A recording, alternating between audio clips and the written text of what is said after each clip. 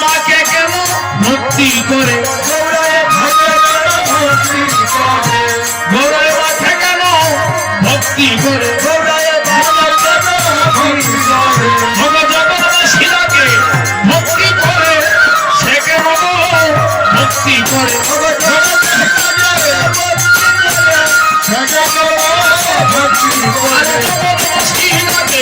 ভক্তি করে সে কেন ভক্তি করে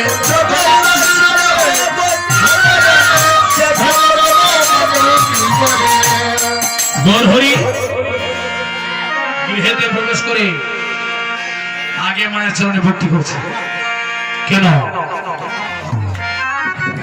শ্লোকে আমরা প্রমাণ পেয়েছি যে জননী জন্ম ভূমিষ্ঠ স্বর্গদপি ঘুরে আসে, জননীর সাথে স্বর্গধামের তুলনা হতে পারে।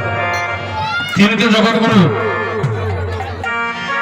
কল্পতরু, সেই গৌরহরি যে মাত্র মায়ের চরণে ভক্তি করেছেন, এটা শুধু একমাত্র জগৎবাসীকে শিক্ষাদান করার জন্য। বাবু কি বলছেন?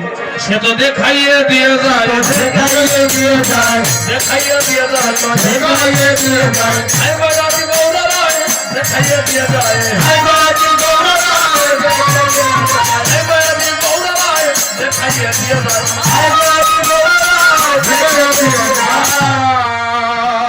গৌরহরি মনে মনে ভাবছি, আমি যেভাবে মায়ের চরণে ভক্তি করেছি, আমার মতো জগতের সমস্ত মানব যেন মাতৃভক্ত হন, পিতৃ ভক্ত হন, সবাই যেন মাতা পিতার চরণ বন্দন করি।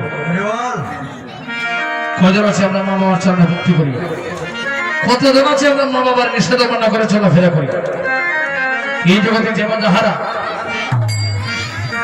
মা বাবার নিষেধাজ্ঞা করে পথ চলবে, তাদেরও মঙ্গল হবে। ভালো করছে, শুধু দেখাই নয়, সে তো শিখাইয়ে দিয়ে যায়, শিখাইয়ে দিয়ে যায়, শিখাইয়ে দিয়ে যায়, শিখাইয়ে দিয়ে যায়। মায়ের পরে ভক্তি করো, শিখাইয়ে দিয়ে যায়, মায়ের পরে ভক্তি করো, শিখাইয়ে দিয়ে যায়।